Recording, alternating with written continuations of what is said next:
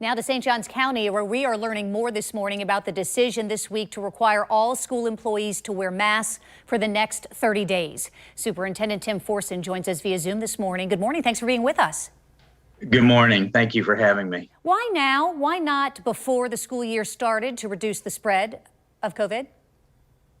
Well, I think we're like anyone else. We're trying to respond as we recognize things that we can do to support families in either their anxiety or concerns about the spread. I think why now is that, we're a district that made mask optional in alignment with the governor's executive order.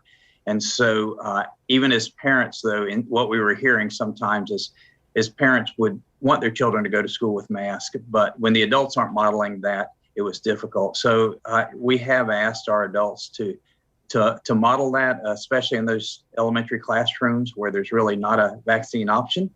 And so that's where we are right now, just trying to be the best we can for the demand that is out there and the anxiety that is there in all of our communities right now. So then the thought is that if the teachers wear the mask, then maybe more of the students will wear the mask. Are you seeing a difference this week?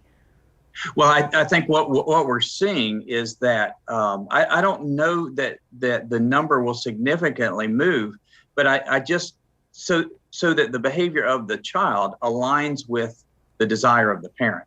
And so that's really one of the reasons. And the other piece, too, is I think, there is research widespread all over about masking and about many other mitigating factors that people do. And what we know as adults, we can be pretty disciplined about wearing the mask and doing the right things. I think young children sometimes have a difficulty with that.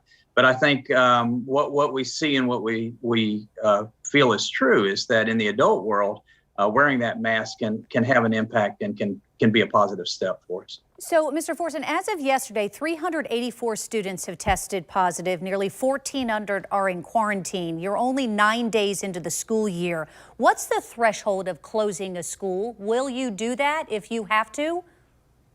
Well, yeah, and that's obviously those numbers are concerning. They're concerning throughout the state, but they're concerning to us for certain. And so the idea of closing a school, it's not, a lot of folks, when they want to know, is there a number? Is there a benchmark or a number by which that happens? And it's really, if we do our work and do it well, it's not that simple. Because in a classroom, for us, we could have 2 children that test positive. But if we line trace, if we contact trace those situations and those cases, and they were unrelated, completely unrelated to school, and the risk at school didn't happen, the transmission didn't happen at school, then it's not likely we would do that. So do you have any schools that are close to reaching, in your mind that you might have to close if the cases continue to rise? I mean, I think anytime we have multiple cases in a school, we look to see, did they come from the same classroom? Did they come from the same grade level? Did they come from an athletic team? So right now, we're not seeing that threshold being the case, but it doesn't mean that they may not happen, because it's not always going to be a classroom. As was last year, there were points and times where athletic teams had to be take a pause and make sure that we had the right precautions and steps in place, and that we took the time we needed to take before allowing them to restart again. So we've heard from some parents who have said that, they have one child where the kids are sitting very close to one another, their desks are very close to one another, and then other classrooms where there are shields in place and the kids are being socially distanced. Why not create a policy that says shields in every single classroom and all kids have to be socially distanced? Well, I think there's a couple of thoughts about that. One is there's really not a lot of research on shields, on dividers and their effectiveness. When we started the year last year, just like so many other folks did, we layered many things on top, not knowing what would be effective or what might change the way that the virus progressed. We did a number of things.